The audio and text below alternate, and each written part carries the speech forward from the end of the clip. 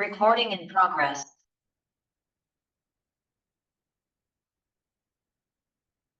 It's a family resort. We're right across the Andaman Sea, which is beautiful to wake up to, and arguably one of the best sunsets I've ever seen in my life. So there's a lot to soak in, be it in the morning or in the evening, to reflect on your day. I've been here now since January of 2024. The reason that is important is because I've been in this industry of hospitality for 35 years. 29 years of them have gone with the Marriott International World. That speaks to loyalty. Loyalty also has a different new meaning today. If you can do 5 or 6 or 10 brands in the same 29 years, there's nothing wrong with that. I think the most important thing is, do you leave the place better than when you found it? And if that you can achieve in that 1 year, 2 year, 3 years that you spend, then that's how it should be. The reason why location is important is because I have been going anywhere and everywhere where the company asked me to go. And since none of us is getting younger, and I don't want to make it sound like a bad topic, I asked the company, I said, my mother is of a certain age. She's based in New Delhi, and I've gone everywhere you've asked me to go. This time I'm asking you, can you get me anywhere closer to India within 3 to 4 hours flying? And they tempted me with many opportunities in the middle, in around the globe, but Caribbean specifically. I was at the Ritz-Carlton St. Thomas in the US Virgin Islands. They said, we've got this. And I said, no, thank you. I've made up my mind. I really want to be closer to my mother. That is more important to me than anything else. And it took 6-7 months. And then the phone rang and they said, we have Thailand for you. I said, done. Yes. They said, but we didn't tell you which city. I said, it doesn't matter. I know all the cities of Thailand, and I know they are all within 3 to 4 hours of New Delhi. And most of them have direct flights. They said, well, it's Phuket. I said, done. Tell me, where do I sign? Where do I apply? They said, but we didn't tell you which brand of hotel it is, because we've got 32 brands. And I said, it doesn't matter. You're not understanding. You see, I'm telling you, I'm moving for anything, because my purpose is not in the brand I'm going to run, the size of the hotel. It's the proximity to my mother. And I'm very happy to share this with you, that in this last 1.5 years, I just came back from India 2 days ago, and I met my mother for the 6th time in 1.5 years, as opposed to once a year. And this is all of a sudden very important. Why? Because it's not only inspiring me that I'm making the right decision and I'm putting people who truly matter first, it's also inspiring many others who I've received so many messages from, saying that we know you moved because, while it's an incredible career move, but that was not your focus. Your focus was based on a different value. And that value was, your upbringing was defining itself now, years later, that you wanted to be close to the person who actually brought you into the world. And it's time to give back. And this all of a sudden became the defining moment for me, that it was the right decision. We've got budget season happening right now across the entire globe of our company. And yet I organized myself and went away for 3 to 4 days. And I've never felt better, because budgets and goals are going to be around. Mother is not, neither am I. So, this is how decision-making is made. So I'm going to also say one more thing. No matter how much I inspire you in my conversation or excite you or get you thinking, you're only going to remember 30%. So here's my request and ask of you. If anything I'm going to share with you over the next couple of minutes, if it touches you in a certain manner, may I ask you to scribble it in the comments on this chat. Just put in 1 or 2 words. If you have questions, then you can start putting them there as well. And I'm going to let Manisha and Greg take them up towards the tail end. And I'll be happy to answer as many as I can in the time that we have. So let me just start by the whole talk about no pressure. Of course, Manisha gave me an incredible topic. Who am I and why am I here? Well, the truth of the matter is I actually have no notes. I did not prepare notes. I had a thought over here, and that's the thought I want to share. Because in a topic like this, I didn't even know what to start writing. Manisha was kind enough to guide me and share that, even if there was one powerful thought story, then I would just share that. So I wanted to share with you a little spiritual side of it and the wisdom side of it. So I'm going to try and break this down between wisdom and spirituality. Now, bear with me. And again, you can keep asking questions if I go too off topic or if something doesn't connect. First, let's be clear about wisdom. We all know as much as we know, and we should always remain eager to learn more. But let's also be clear, in this lifetime, and God bless us with 150 years, there's always going to be more we don't know than what we know. So why not start by seriously trying to identify who you really are and trying to live with that person. I often say to many groups that I'm inspiring in a speech or a talk, I can talk to you for 15, 20 minutes and inspire you, but the truth of the matter is that you're the one who's going to leave with yourself. And if you still have that negative thought in your head, then that inspiration lasted only those 15 minutes. You're going to take that thought with you. And who are we to say what is right or wrong? The truth of the matter is we are all born and raised in different parts of the world, and the cultures are different, the environment is different, the circumstances are different, and we are told right from wrong at that time. What is right in one country, I hope you'll agree with me, is definitely wrong in another. And this is all because of the cultures that we come in. And that is also no different inside a hotel as well, where we have 11 departments, there are 11 different cultures. But the truth is, all 11 departments of the hotel, in the JW specifically, live by core values.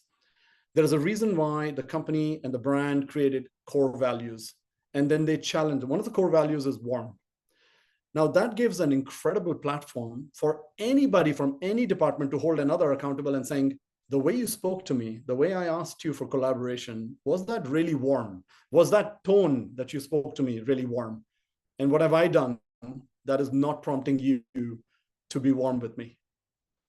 And when you start with those values that you've created of your own, or call them principles for the lack of a better word, it is so critical that we live by those. So I think you'll all agree with me that if I was to write values of humanity, it would not be impossible for us to write. Do no wrong to others, do not lie, those basics. The truth is, that's not exactly how the world is set. So we adapt. In the adaptation, adapting is absolutely fine. The word is agility, and agility is the cornerstone of any human being. Who's not being agile is not somebody who's going to last for too long, because obviously the world will trample you over. So being adaptive is not a bad word. Being adaptive is understanding the situation that you're in, but not forgetting yourself in the process. So I believe you learn about yourself as you learn from a situation. It's important to understand what behavior you want to carry versus what was just information and just push it through. So if you've learned something and if it's not triggered a new behavior, it's good for the time being, just move on. But if there is something you're learning and it is going to trigger you that you want to keep it, the best thing to do is to learn the behavior in it. What was the feeling you got? How did it make you feel? Break it down. What could be the behavior I could mimic that could best help me retain what I have learned? And that way, the wisdom packet gets that sort of captured. The second package is spirituality. So here's what I say to a lot of people, and I remind myself almost every day. My wisdom is only going to take me to a certain point. I have to use spirituality beyond that. Each one of us has got a different line based on our own aptitude or the confidence level or the risk-taking or the support we may have. But you're still going to reach, you have to admit it to yourself, you're still going to reach a stage where you will need some sort of spirituality. And I'm not trying to get into religion here. Religion is a very touchy topic and it's personal to everybody. Respect that. But spiritual is absolutely vast ocean, is absolutely the universe. And it will remind you that you can actually use a little bit of even common sense to move forward. But here's my question to you to think about. Where is the confidence coming from? How have you prepared yourself to when you reach that stage? So I'm not saying to you, if you reach that stage, I'm telling you when you reach that stage. No different than you and I, one day before coming to know on an advisory that tomorrow is bad weather, you better organize yourself with a rainy jacket or whatever it is. Now you've been advised. The next morning, you should not be surprised. Why is it raining and hail down and so on and so forth, if you already have been advised? So I think wisdom and spirituality are two very critical as we're trying to discover ourselves. Now I'm going to just spin off a little bit on a little wisdom I learned from one of my meditation sessions.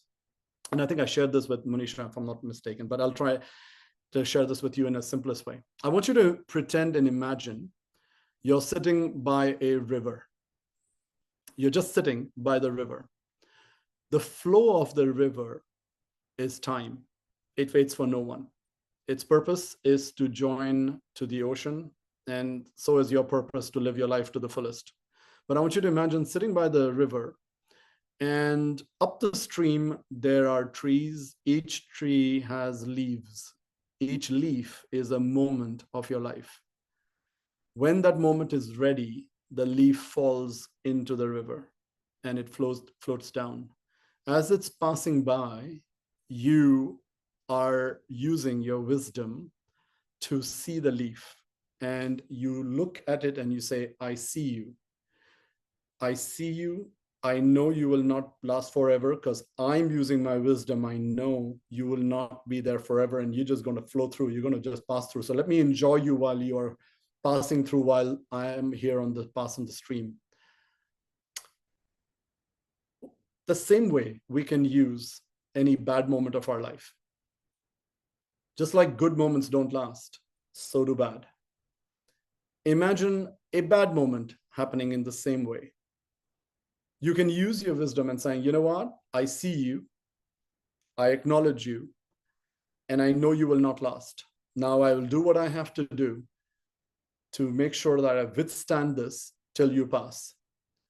And this really touched many emotional chords inside of my heart. And it made me it made me reflect that at the end of the day, none of this lasts forever. And you don't need to be extra hard on yourself just because there is a hard situation.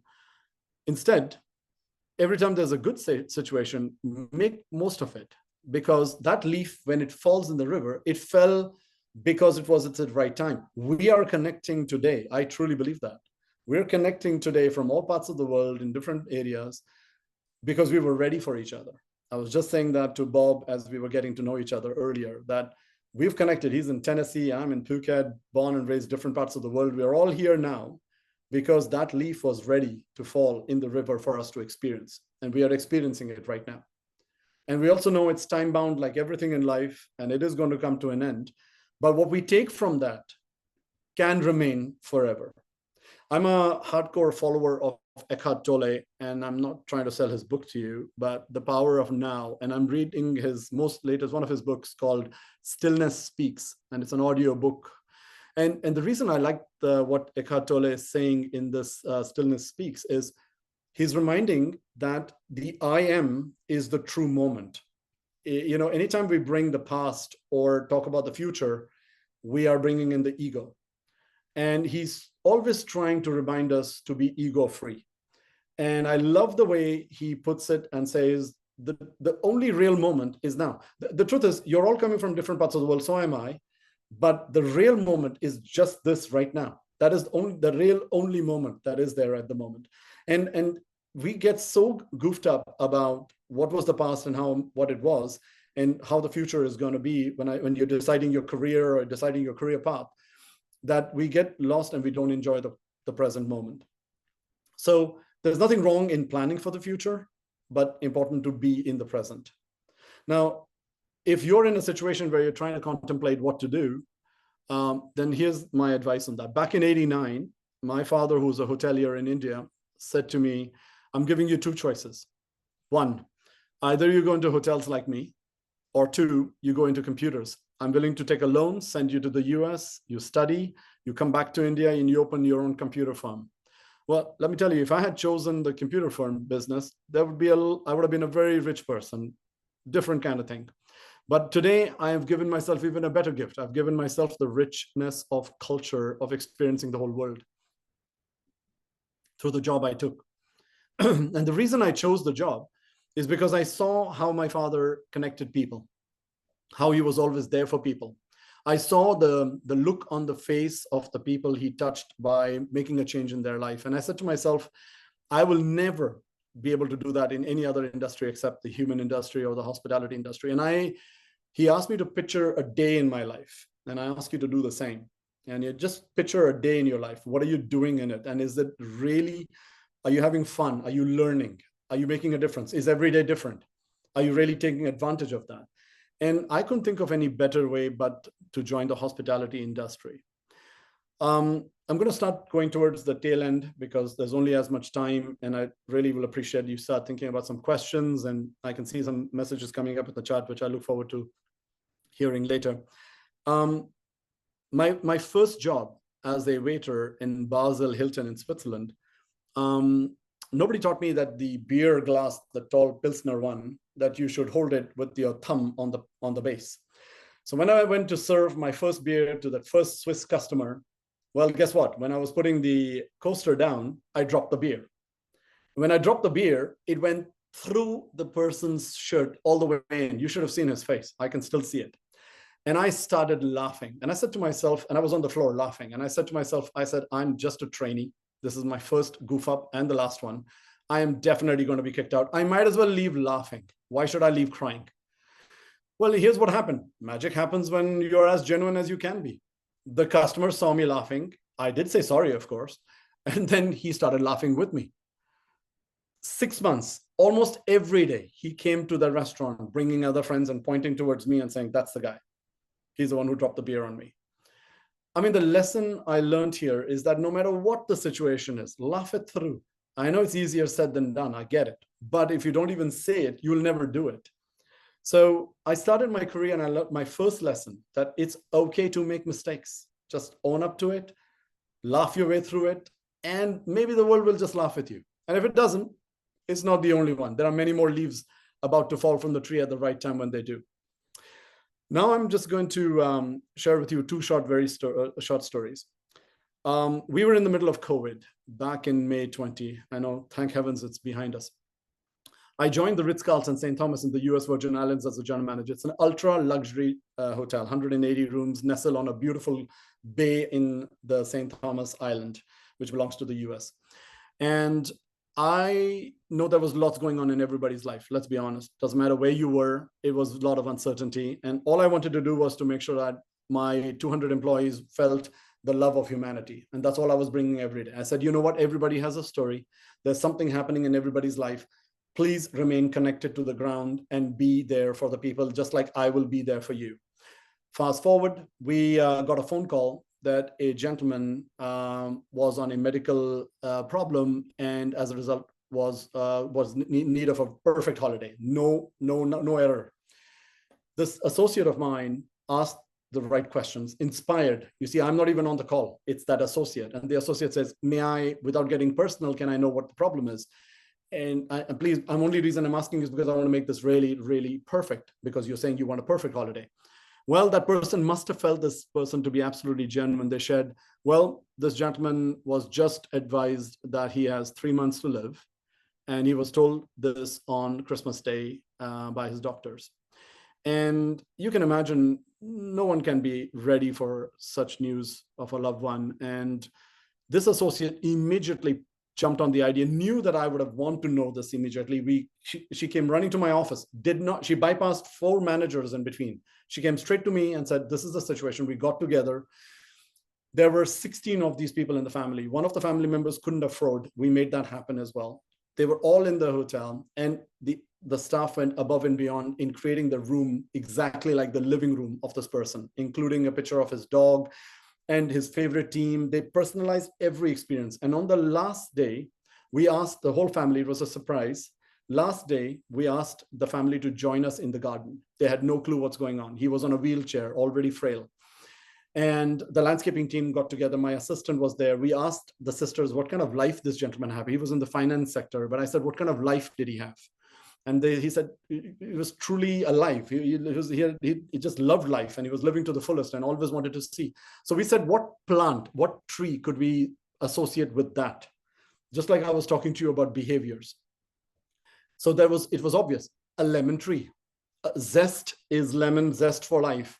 So we went to the other side of the aisle and found the only lemon tree, a plant that was there. We brought it back and we dug up the whole ground and we made him plant that tree over there with just touching it and putting it together. You can imagine that emotional situation, how emotional it was. My message was that one of the toughest I've ever given in my entire life. I wanted Michael, that was his amazing name. He's a star up there. I said, Michael, we all know what is going to happen, but make no mistake, you are here to stay. This tree called Michael will be watered every day. And there are a couple of magical things happened here. First of all, it brought everybody together, the whole family, the associates, the staff, everybody knew what we were doing. The next day, Michael left with the whole family. He was so emotional, he was so touched. About 100 of them lined up across the hotel, saying goodbye to him, what was obviously going to be his final journey. You know, he didn't have 3 months. 3 weeks later, we got news from Cynthia, his sister, telling me that his brother had become a star up there in the sky. So he really didn't have 3 months. Or as the staff would say, he found his purpose. He found himself. He found that whatever those 3-4 days he enjoyed to the fullest. He lived every single second of it. And that fact that there are good people out there wanting to do good, to touch people's hearts, whether it's their last or not. And you know, as emotional the story is, it's so powerful. Cynthia sent 200 t-shirts with a lemon tree on it for every single employee, which was really not necessary. Since then, they have one family at least goes to that hotel minimum once to every 2 months. And they want the room exactly opposite the tree. And there was even a niece who passed by and she said, I missed that holiday. Can I just go and say hi to the tree? And, you know, it's now we are talking 4 years later. And till today, that is touching hearts. And Michael still lives on. So the fear of being forgotten is also a good place to start to identify who you really are and what maybe is your purpose. Now, I go back and I end the story by saying, what exactly was the gain in this? All I did was inspire people around me under my influence that just watch out. Opportunity may just whisper, not even knock. It may just whisper. If you are not paying attention, you will miss out. And then I often remind the associates and myself that what if we did not get that phone call? What if we did not ask that one extra question? What if they didn't feel that how genuine we were to share with us this story? And they would have said, we're just coming on holiday. We just need 14 rooms. And that would have been a normal transaction like any other. Can you imagine the opportunity we would have missed? So I share this very, very powerful, very emotional. It'll always be with me and it'll always inspire me that do more, there's more to be done. Now, I'll end, we're almost at the hour, or at least from my side. I'll just end with this and I'll hand it over to Manisha. There's this incredible story about this dog. And all of a sudden there's a butcher, he's busy working in his shop, and then he hears the door banging and he looks out and he sees this dog over there and tries to shoo him off. The dog is persistent. He's keep on banging the door. So he went and he was trying to shoo the dog off, go. And then he sees that there's a little barrel underneath his chin. And inside the barrel, there's money and there's a piece of paper. So he sees money and he says paper, he gets the dog in. He takes the money and the paper out. The paper says, can you cut so many cuts of meat, this, that, and all that, different types of meat. Here's the money. Put the change back and put the receipt inside there and attach the food order to the collar of the dog. The butcher is amazed. The butcher is like, wow, this is crazy stuff. I mean, I really want to know. I want to know this amazing owner of this dog who's trained this guy so well. So what he does, he sees the dog leave, he closes the butcher shop and he follows the dog. The dog goes at the end of the street, waits for the traffic signal to change to green, crosses the road. He's again amazed by this dog. I mean, like, dude knows from red to green. He knows when to cross. So he crosses right behind him and he goes to the bus stop. The first bus comes, dog doesn't do anything. The second bus comes, the dog knows it's his bus. He's like, wow, this is amazing stuff. How come the dog knows exactly which bus to get on? So dog goes to the driver takes the money out, cuts the ticket, puts the ticket in, change in, and the dog goes behind properly and sits quietly with the meat packet all hanging around his neck. Of course, everybody's a little bit amazed and talking about him. And the butcher goes in as well and quietly is sitting on the side watching the dog. First stop, second stop, third stop. Eventually, the dog gets off on the stop. The butcher gets off as well. He goes again to the traffic signal, waits for the signal, crosses the road. Now the butcher sees that there is a special entrance for the dog and the dog goes into this massive mansion. Now he can't see much. He can't follow him. So he climbs the wall to see where the dog is, and he sees the main entrance, and he sees the dog reach the main entrance. And then all of a sudden he sees the dog is a little bit confused. He's going up and down on the main door. And he's getting very curious that, I mean, he's done so well so far. What's going on? So he was like, the dog starts tapping on the door. And all of a sudden the door opens and there is huge yelling, real loud yelling on the dog. And then tells him to get in and so on and so forth, and then bangs the door. The butcher is shocked out of his brains, and as you would have been as well. He says, I can't take this. He takes the courage, knocks on the door and goes to see the owner and wants to see what happened over there. So the owner opens the door and says, yeah, what? So I'm the butcher. He says, well, didn't you get paid? I mean, what is it? He says, no, I got paid. I just want to know, why did you yell at that dog? The guy crossed the street, got on the bus, did all the tickets, paid me, got everything done. And here you are yelling at him? He's a genius. Owner says, genius? My behind. This is the second time he's forgotten the key of the house. Moral of the story: you will do absolutely fabulous in your life. Everybody is going to be amazed. You will still fall short in the eyes of one person. It is possible. But that one person only wants the best for you. With that, I say thank you for having me over here. I'm happy to be part of this journey. And if there is any way I can contribute, you can find me on LinkedIn. It'll be my pleasure. Thank you very much. Back to you, Monisha.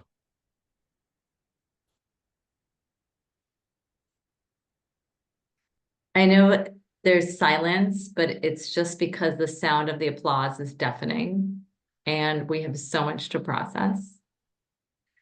Arjun, thank you so much for joining us. I am going to stop recording now, but this session was